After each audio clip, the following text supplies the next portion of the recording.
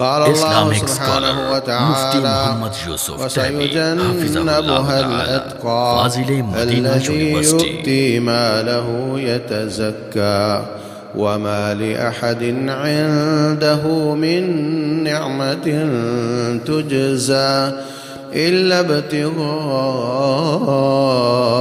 وجه ربه الأعلى وَلَسَوْفَ يَرْضَى۔ جہنم سے وہ لوگ بچ جائیں گے جو اللہ تعالیٰ سے ڈرنے والے ہوں گے، جو پاکیزگی کے لیے اللہ کے راستے میں خرچ کرتے ہوں گے، کسی کے احسان کا بدلہ دیتے ہوئے نہیں بلکہ صرف رب ذوالجلال کی محبت میں کسی کو دیتے ہوں گے، اس کو خوش کرنے کے لیے دیتے ہوں گے، اور اللہ تبارک و تعالیٰ ان پر راضی ہو جائے گا اور لا محالہ ان کو بھی اللہ تعالیٰ راضی کر دے گا۔ محترم بھائیو، اللہ تبارک و تعالیٰ کا نام الودود، اس پر ہم نے پچھلے سبق میں، پچھلے خطبے میں اس کی شرح سنی۔ میں نے عرض کیا تھا کہ ودود کا معنی 3 مطلب ہوتے ہیں: بندوں سے محبت کرنے والا، مخلوق سے محبت کرنے والا، اور وہ شخص جو مخلوق کا محبوب ہو اور وہ جو محبت کو پسند کرتا ہو، محبت کو ایسے پسند کرتا ہو کہ مخلوق سے محبت کرے تو اللہ ان کی اس محبت کو بھی پسند کرتا ہوں۔ تو پچھلے خطبے میں نے عرض کیا تھا کہ اللہ تعالیٰ اپنے بندے سے کیسے محبت کرتا ہے۔ آج ہم سنتے ہیں کہ بندہ اپنے رب سے کیسے محبت کرتا ہے۔ یہ ترتیب میں نے اس لیے لگائی کہ اللہ تبارک و تعالیٰ فرماتے ہیں: یا ایھا الذین آمنوا من یرتد منکم عن دینہ فسوف یأتی اللہ بقوم، اگر کوئی شخص اللہ کا دین چھوڑ بیٹھے اللہ ایسی قوم لا بسائے گا، یحبہم ویحبونہ، اللہ ان سے محبت کرتا ہوگا اور وہ اللہ سے محبت کرتا۔ اللہ تعالیٰ کو کوئی ہم سے مجبوری نہیں، ہماری کوئی ضرورت نہیں، پر اس نے اپنی محبت پہلے بیان کی ہے، اور ہمیں رب کی مجبوری ہے، ہمیں اللہ کی ضرورت ہے، ہم اس کے بغیر جی نہیں سکتے، ہماری رب سے محبت اللہ نے بعد میں بیان کی۔ تو بندہ اللہ تعالیٰ سے کیسے محبت کرے گا؟ یحبہم ویحبونہ، اللہ بندے سے محبت کرے اور بندہ اللہ سے محبت کرے، اور ساری کائنات سے، ساری مخلوق سے زیادہ محبت کرے۔ والذین آمنوا اشد حبا للہ، ایمان والے ہوتے ہیں ان کی سب سے زیادہ محبت اپنے رب کے ساتھ ہوتی ہے۔ رسول اللہ صلی اللہ علیہ وسلم خیبر کے میدان میں ہیں، خیبر میں کئی قلعے تھے اور یہودی قلعہ بند ہو گئے، کچھ قلعے فتح کرنا مشکل ہو رہی تھی۔ فرمایا کل میں جھنڈا ایسے انسان کے ہاتھ میں دوں گا جو اللہ سے محبت کرتا ہے اور اللہ اس سے محبت کرتا ہے، اور اس کے ہاتھ پر اللہ تعالیٰ فتح عطا فرمائے گا۔ صحابہ کرام فرماتے ہیں کہ ریاست کی محبت، رئیس بننا، ذمہ دار بننا، ناظم بننا، گورنر بننا، یہ محبت ہمارے دلوں میں نہیں تھی۔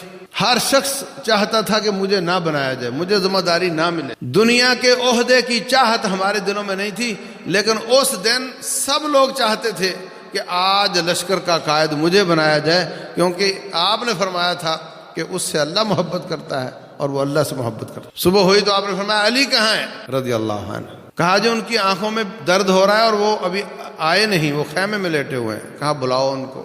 بلایا، دم کر کے لعاب مبارک ان کی آنکھ میں لگایا، آنکھ ٹھیک ہو گئی، ان کے ہاتھ میں جھنڈا دیا، انہوں نے مرحب کا مقابلہ کیا، اللہ تعالیٰ نے کافروں کو شکست دی، مسلمانوں کو فتح عطا فرمائی۔ تو یہ صفت کہ اللہ بندے سے محبت کرے اور بندہ رب سے محبت کرے، یہ بہت بڑی صفت ہے جس کی چاہت تمام صحابہ کرام کو، اور لا محالہ تمام صحابہ کرام اللہ تعالیٰ سے محبت کرتے ہیں اور اللہ تعالیٰ ان سے محبت کرتے ہیں۔ رضی اللہ عنہم ورضوا عنہ، اللہ ان پر راضی ہوا اور وہ اللہ پر راضی ہوا۔ یہ تقاضا، یہ لیول محبت کا آ جائے تو پھر بھائیو انسان اللہ تعالیٰ کا گناہ، اللہ کی بغاوت کر ہی نہیں سکتا۔ اگر ہو جائے گناہ فوراً واپس جاتا ہے، فوراً اللہ تعالیٰ سے توبہ کرتا ہے، رجوع کرتا ہے۔ یاد رکھو ہم اللہ تبارک و تعالیٰ کی محبت میں اس کی عبادت کرتے ہیں اور اللہ تعالیٰ کی محبت کے چھن جانے کے خوف سے اللہ کی بغاوت سے بچتے ہیں، اور یہ اعلیٰ مرتبہ ہے۔ اور اگر اللہ کی محبت اور اس کے چھن جانے کا خوف کسی کے دل میں پیدا نہ ہو تو پھر اگلا مرتبہ یہ ہے کہ ہم اللہ تعالیٰ کے عذاب سے ڈرتے ہوئے نیکی کرتے ہیں، عذاب سے ڈرتے ہوئے گناہ سے بچتے ہیں، اور جنت کے حصول کے لیے یہ کام کرتے ہیں۔ ان دونوں کے دلائل کتاب و سنت میں موجود ہیں۔ اللہ فرماتے ہیں وَكَانُوا يَدْعُونَنَا رَغَبًا وَرَهَبًا، میرے نیک بندے، میرے انبیاء، میرے صالحین مجھے پکارتے تھے میری نعمتوں میں رغبت کرتے ہوئے اور میرے عذاب سے ڈرتے ہوئے۔ اور جو قنوت پڑھی جاتی ہے نرجو رحمتک وَنَخْشَى عَذَابَكَ، ہم تیری رحمت کے امیدوار ہیں اور تیرے عذاب سے ڈرتے ہیں، یہ قنوت ہمارے حلقوں میں نہیں پڑھی جاتی، اور جن حلقوں میں پڑھی جاتی ہے یہ ثابت شدہ۔ ہمارے ہاں اللہم اہدنی فیمن ہدایت والی دعا پڑھی جاتی ہے، وہ بھی ثابت شدہ ہے۔ اللہم انا نستعینک ونستغفرک، وہ بھی ثابت شدہ ہے۔ اور جن حلقوں میں وہ پڑھی جاتی ہے ان میں تصوف کا غلبہ ہے، اور صوفیوں کا نظریہ یہ ہے کہ نہ ہمیں رب کے عذاب سے ڈر آتا ہے، نہ اللہ تعالیٰ کی جنت کی طمع ہے، ہم تو رب کی عبادت اگر کریں تو کرتے ہیں اس کی محبت میں۔ اور وہ کہتے ہیں کہ اللہ کے عذاب سے ڈر کر کرو گے تو کچھ نہیں ملے گا، اللہ تعالیٰ کی جنت کے لالچ میں کرو گے تو کچھ نہیں ملے گا، یہ ان کا نظریہ ہے۔ اور وہ یہ قنوت پڑھتے ہیں نرجو رحمتک ونخشى عذابک، اور غور نہیں کرتے اے اللہ ہم تیری رحمت کے امیدوار ہیں اور تیرے عذاب سے ہمیں خوف آتا ہے۔ تو بھائیو اعلیٰ مرتبہ یہی ہے کہ رب ذوالجلال سے محبت کی جائے، اس محبت کے کم ہونے کے خوف سے اللہ کی نافرمانی سے بچا جائے۔ جیسے کسی اچھے اسکول کا بچہ، وہاں پٹائی تو ہوتی نہیں، وہاں تو صرف یہ ہوتا ہے کہ استاد کہیں گھور نہ دے، استاد کہیں ناراض نہ ہو جائے، استاد کہیں اسٹار کم نہ دے دے، اس لیے وہ کام کر کے آتا ہے، اور اسی لیے وہ زیادہ محنت کرتا ہے میرے اسٹار زیادہ ہو جائیں، میرا استاد راضی ہو جائے۔ تو یہ مقام اعلیٰ ہونا چاہیے، اور جو نچلا مقام ہے وہ کہ ہم خوف سے، یہ بھی نچلا اس معنی میں نہیں ہے کہ اس سے مرتبے میں کم ہے، بلکہ یہ بھی کتاب و سنت سے ثابت ہے۔ اللہ فرماتے میرے نیک لوگ تتجافى جنوبهم عن المضاجع، ان کے پہلو بستروں سے الگ ہو جاتے ہیں، یدعون ربهم، اپنے رب کو پکارتے ہیں، خوفا وطمعا، اللہ سے ڈرتے ہوئے بھی اور اللہ تعالیٰ کی جنت میں طمع کرتے ہوئے۔ اور جو دعا سوتے وقت آخری دعا پڑھنی چاہیے، جو یہ دعا پڑھ کر سو گیا آخری دعا کے طور پر، پھر رات اس کو موت آ گئی، اس کی موت ایمان پر ہوگی، وہ کیا ہے؟ اللہم انی اسلمت نفسی الیک وفوضت امری الیک والجأت ظہری الیک، آگے رغبتاً ورہبتاً الیک، یا اللہ تیری جنت میں رغبت کرتے ہوئے، تیرے عذاب سے ڈرتے ہوئے۔ تو متعدد آیات اور احادیث اس پر دلالت کرتی ہیں کہ اللہ کا عذاب اس سے ڈرنا بھی چاہیے، اور رب ذوالجلال کی جنت کا طمع بھی ہونا چاہیے، اور یہ بھی کہ رب ذوالجلال کی محبت بھی کمال درجے کی ہونی چاہیے، اور اللہ تعالیٰ کی محبت کی کمی کا خوف بھی بندے کے دل میں ہونا چاہیے۔ جب یہ سارے انجن بندے کو دھکیل رہے ہوتے ہیں تو انسان بہت تیز چلتا ہے۔ صوفیوں کا یہ کہنا کہ نہیں یہ دو انجن نہیں ہونے چاہیے، وہ دو والے ہونے چاہیے، غلط بات ہے، دلائل کے خلاف بات ہے۔ اللہ کا تقوی، اللہ کا خوف، اللہ فرماتے ہیں وَيُحَذِّرُكُمُ اللَّهُ نَفْسَهُ، اللہ تمہیں اپنے آپ سے ڈراتا ہے، ڈر جاؤ، تو ڈرنا چاہیے۔ ہم جو خطبے میں 4 آیات پڑھتے ہیں، یا ایھا الذین آمنوا اتقوا اللہ، یا ایھا الناس اتقوا ربکم، او لوگوں اپنے آپ سے، اپنے رب سے ڈرو، او مومنو اپنے رب سے ڈرو۔ تو اللہ کا خوف یہ عظیم عبادت ہے، وہ بھی ہونا چاہیے۔ رب ذوالجلال سے امید بھی وابستہ ہونی چاہیے، نا امیدی نہیں ہونی چاہیے، اور اللہ تبارک و تعالیٰ کی محبت بھی کمال درجے کی ہونی چاہیے۔ ہمارے ایک بزرگ فرمایا کرتے تھے، حافظ عبداللہ بہاولپور والے رحمۃ اللہ علیہ، کہتے تھے جس طرح 10-12 سال کا بچہ اس کا تعلق باپ کے ساتھ ہوتا ہے، اس طرح کا تعلق ہمارا ہونا چاہیے۔ بہت چھوٹا بچہ ہے، اس پر اس کی باپ سے محبت کم ہوتی، باپ کی اس سے زیادہ ہوتی، اور اس کو ڈر بھی ہوتا ہے کہ ابا پٹائی بھی کر سکتا ہے۔ اور جب 15-20 سے اوپر چلا جاتا ہے تو پھر باپ سے امیدیں تو اس کو ہوتی ہیں، مگر جوتی کا، ڈنڈے کا خوف کم ہو جاتا ہے۔ بچہ بڑا ہو گیا، اب خوف کم ہو جاتا ہے۔ جو 10-12 سال کا بچہ ہے یہ دونوں کے بیچ میں ہوتا ہے، اس کو اپنے باپ سے محبت بھی ہوتی ہے، باپ کو اس سے محبت بھی ہوتی ہے، اور باپ سے ڈرتا بھی ہے اور باپ سے امید بھی رکھتا ہے۔ خوف اور رجا کے بیچ میں رہنا چاہیے.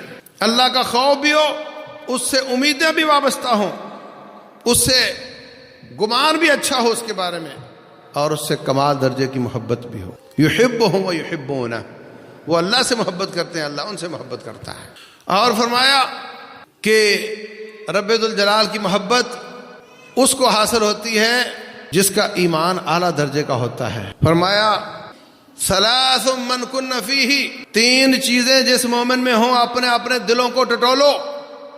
تین چیزیں جس شخص میں ہوں واجد بہن حلاوت الایمان، اس کو ایمان کی چاشنی نصیب ہو جاتی ہے. اب اس کا ترجمہ میں نہیں کر سکتا، یہ زبان سے بول کر اور کان سے سن کر محسوس کرنے والی چیز نہیں ہے، یہ دل محسوس کرتا ہے. آپ کو کوئی مزیدار چیز کھلائی جائے تو کہاں بولو کیسی، تو آپ یہ تو کہو کہ بہت مزیدار، بس ایک ہی جملہ بولو گے. مگر جو آپ نے محسوس کیا ہے وہ آپ بیان نہیں کر سکتے. 10 مزیدار چیزیں ہوں، ان کا سب کا مزہ الگ الگ ہو، اس سب کے بارے میں آپ سے پوچھو تو آپ یہی کہو کہ بہت مزیدار، بہت مزیدار، لیکن ہیں وہ مختلف. جواب آپ کا ایک ہے، کیونکہ آپ کی زبان نے جو محسوس کیا ہے وہ زبان بتا نہیں سکتی، وہ زبان ہی محسوس کر سکتی ہے. وہ آپ بھی کھائیں گے تو آپ کو وہ احساس ہوگا جو اس کو ہوا ہے، اس کے بولنے اور آپ کے سننے سے نہیں ہوگا.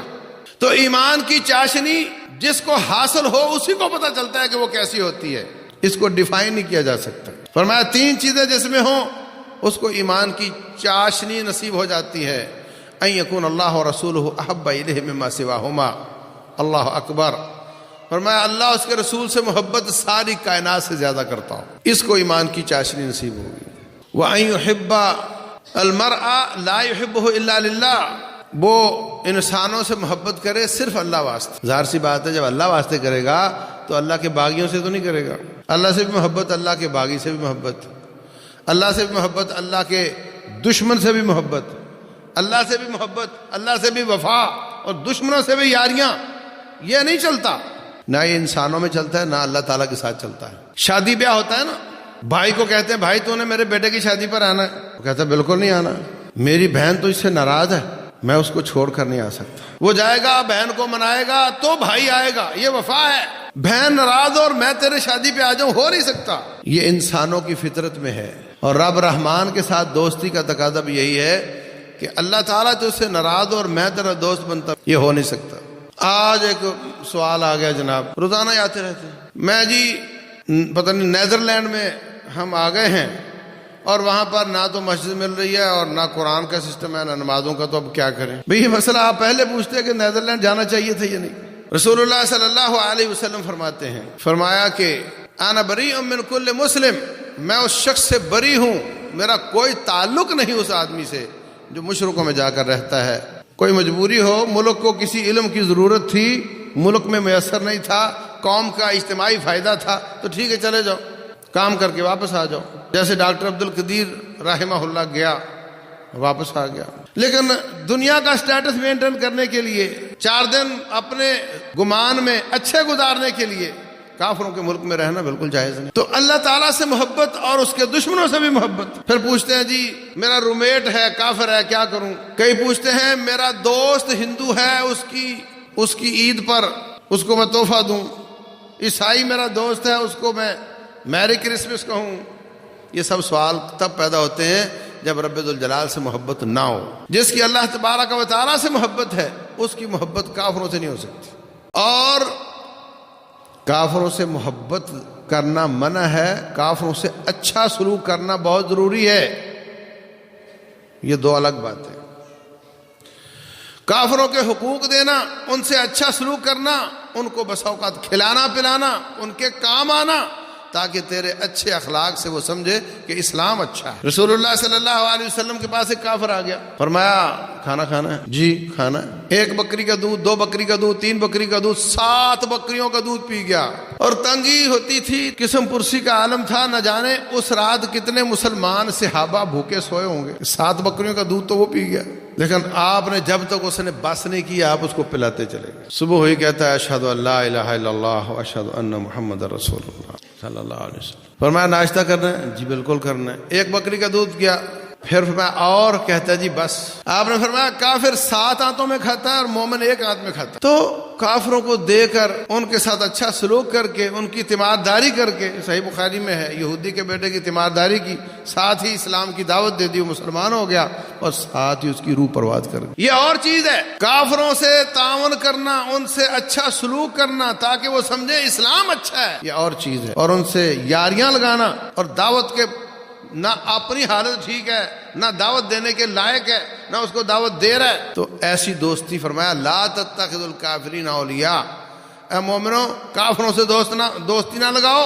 اتریدون ان تجعلوا للہ علیکم سلطانا مبینا، کیا تم چاہتے ہو کہ اللہ تعالیٰ کو تمہاری پٹائی کرنے کے لیے دلیل مل جائے؟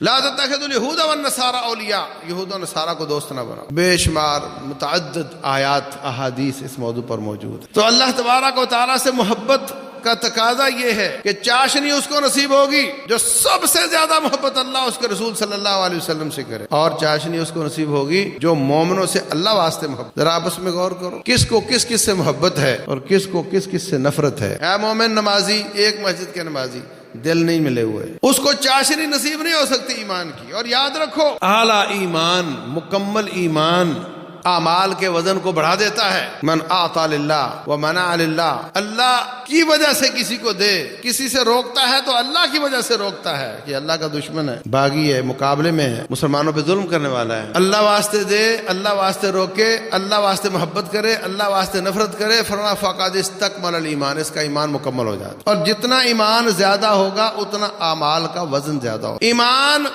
0 ہو، عمل ₹1,00,000 کا ہو، 1,00,000 ضرب 0، اس لیے کافر کی کوئی عبادت قبول نہیں ہوتی. ایمان اعلیٰ درجے کا ہو، صدقہ ₹10 کا کرے، ایمان ₹1,00,000 کا ہے، صدقہ ₹10 کا ہے، 10 لاکھ ہو گئے اس کے. تو اعلیٰ ایمان سے اعمال کا وزن بڑھتا ہے. تو فرمایا اللہ اس کے رسول سے محبت سب سے زیادہ ہو، مومنوں سے محبت اللہ واسطے کرے، اور مرتد ہونا اس کو اتنا ناپسندیدہ ہو جتنا آگ میں جانا بندہ اس کو پسند نہیں کرتا، اتنا وہ اسلام سے پھر جانے کو پسند نہیں کرتا. یہ 3 چیزیں جس میں ہوں اللہ تعالیٰ اس کو ایمان کی چاشنی نصیب. تو عزیز بھائیو، اللہ تبارک و تعالیٰ سے محبت کا تقاضا یہ ہے کہ کوئی اللہ واسطے مانگے تو اس کو دے دو. کیا کہہ رہا وہ؟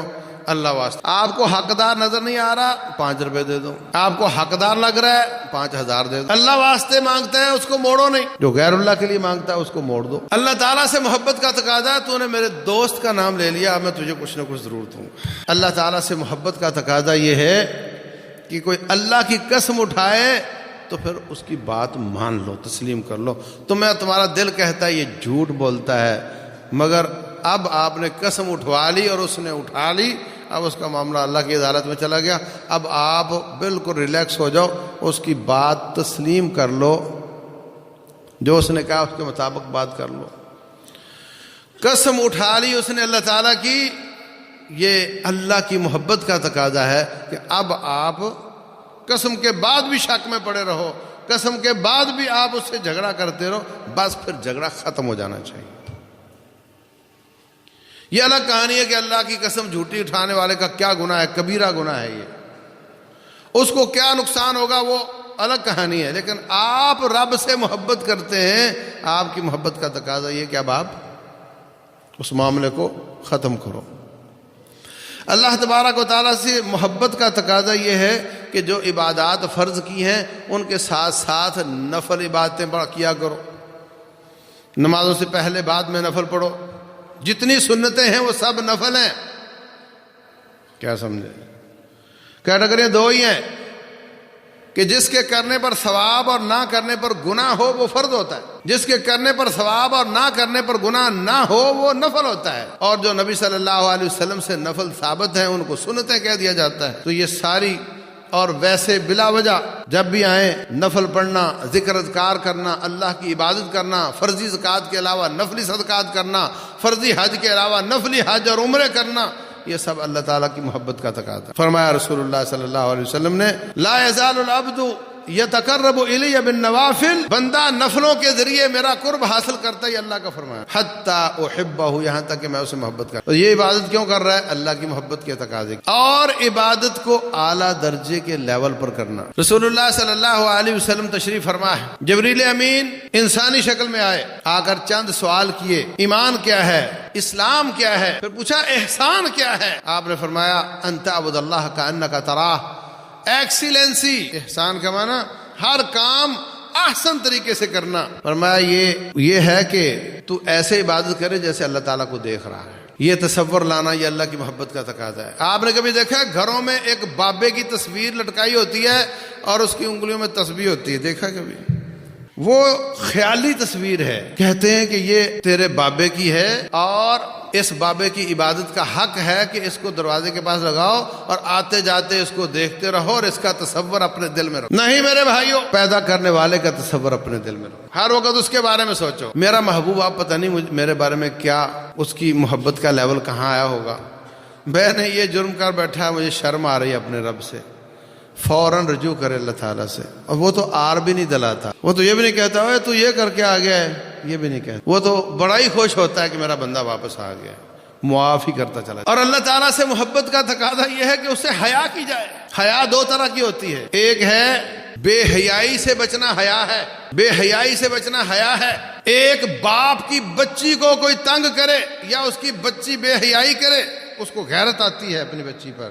باپ کا تعلق بچی سے کمزور ہے، خالق کا تعلق اس بچی سے زیادہ مضبوط ہے۔ جب کوئی کافر، عیسائی، ہندو لڑکی جسم کو کی نمائش کرتی ہے تو میرے رب کو غیرت آتی ہے۔ رسول اللہ صلی اللہ علیہ وسلم فرماتے ہیں لا احد اغیر من اللہ، اللہ تعالیٰ سے زیادہ کوئی غیرت مند نہیں، فلذلک حرم الفواحش، اس لیے اس نے بے حیائی کو حرام کیا ہے۔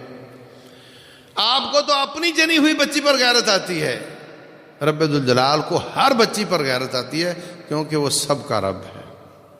اس لیے دیکھنے والوں تم بھی حیا کرو، اللہ تعالیٰ کی بندی کو دیکھ رہے ہو، اللہ کی بنائی ہوئی بندی کو دیکھ رہے ہو، اس پر غیرت رب کو آتی ہے، اس کے باپ کو نہیں آتی، وہ تو کافر ہے، وہ تو بے حیا ہے۔